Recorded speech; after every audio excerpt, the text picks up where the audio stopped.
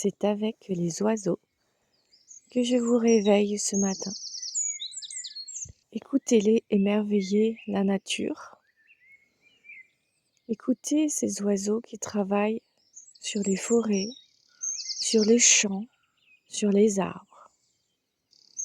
Je voulais déjà vous faire connaître l'activité de ces oiseaux que nous connaissons dans nos jardins. Ils écoutaient la symphonie générale, mais surtout la reliance entre chaque chant. Il n'y a pas forcément d'harmonie sonore, mais il y a un répondant des uns et des autres, une reliance qui s'installe. Ils s'alternent.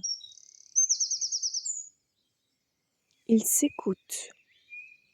Les oiseaux sont un grand modèle de reliance les uns avec les autres, alors qu'ils sont de différentes espèces.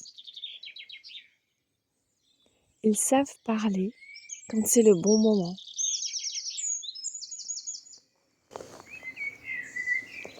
Ils savent se mettre à l'écoute des autres pour compléter leur chant. C'est cela qu'ils viennent installer le matin comme la journée. Vous avez remarqué qu'on les entend davantage le matin et au coucher du soleil, alors qu'il fait encore jour, mais que le soleil s'estompe. Ils viennent réguler toutes nos paroles, toutes les paroles des êtres humains et des autres animaux.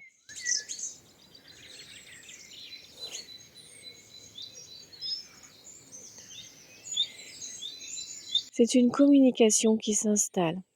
C'est une guérison du lien social. Lorsque l'on a été énervé, lorsque l'on a été triste, ou au contraire très joyeux, et que l'on a envie de transmettre à l'humanité. Alors on se relie à la connivence des chants des oiseaux. Comme les arbres, ils s'installent dans des fréquences sonores différentes. Quand on regarde une forêt, il y a des petits arbres en bas, des grands arbres qui vont très haut, et d'autres qui perdent leurs épines au milieu pour aller briller tout en haut. Chacun a sa place dans les différentes strates de fréquences et crée aussi ce que l'on appelle une permaculture, un échange entre les différentes dimensions, entre les petits et les grands, à tout âge finalement de croissance des végétaux. Donc il y a une reliance parfaite avec la communication et la connivence entre les enfants et les adultes.